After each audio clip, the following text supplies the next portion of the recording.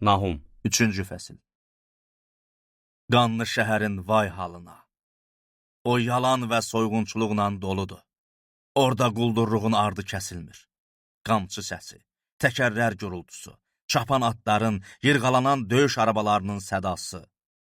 Süvarilər hücum eləyir, qılınclar parıldayır, nizələr bərk vurur. Ölənlər yığın-yığın, cəsədlərin sayı yox.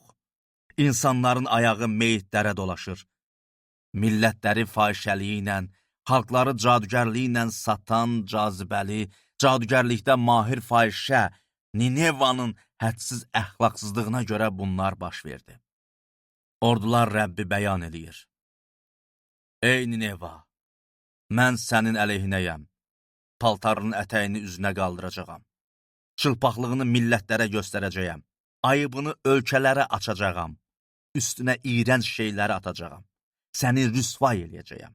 Tamaşaya qoyacağam. Səni görənlərin hamısı səndən qaçıb belə deyəcək. Nineva viran qaldı. Onun üçün kim ağlayacaq? Hardan sənə təsəlli verənləri tapım? Axı sənin Noamondan nəyin artıqdır? O şəhər çaylar arasında yerləşib sularla əhatə olunmuşdu. Sipəri dəniz, qala divarı isə Nil çayı idi. Kuş və Misir onun sonsuz qüvvəti idi. Put və Liviyada köməkçiləri idi. Lakin əsir aparıldı, sürgün oldu. Övladları parça-parça doğrandı. Hər küçə başına atıldı. Adlı sanlı adamları üçün püşk atdılar. Əyanlarını qandallara saldılar. Sən də ey Nineva, sərxoş olacaqsan.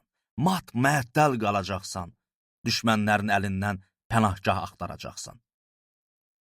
Bütün istehkamların əncir ağacının ilk yetişən meyvələri kimidir.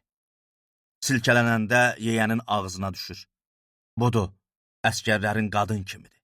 Ölkənin darvazaları düşmənlərin üzünə taybatay açılıb. Qapı rəzələrini od yeyib. Mühasirə vaxtı üçün özünə su çək. Qalalarını möhkəmləndir. Çamura gir, palçığı tapda. Kərpic kəsmək üçün qəlib götür. Orada od səni yeyib qurtaracaq. Qılınc səni kəsib qıracaq. Çəyirtkələrin yedikləri əkin kimi yox olacaqsan. Sayını çəyirtkə kimi artır. Özünü qaynaşan çəyirtkə kimi çoxalt. Tacirlərinin sayı göylərdəki ulduzlardan çoxdur. Amma düşmənlərin çəyirtkə kimi ölkəni talan eləyib uçacaq. Gözətçilərin çəyirtkə kimi, məmurların çəyirtkə sürüsü kimidir. Soyuq gündə çəpərlərə yerləşir. Gün doğanda uçub gedir. Getdikləri yer bilinmir. Ey Aşşur padşahı, əyanların ölüm yuxusuna gedib. Adlı sanlı adamların yatıb. Xalqın dağlara səpələnib. Onları bir yerə yığan yoxdur. Dərdinə dərman yoxdur, yaraların sağalmaz. Barəndə xəbər eşidənlər sevinib əl çalır. Axı sənin bu sonsuz pisliyin kimə dəyməyib?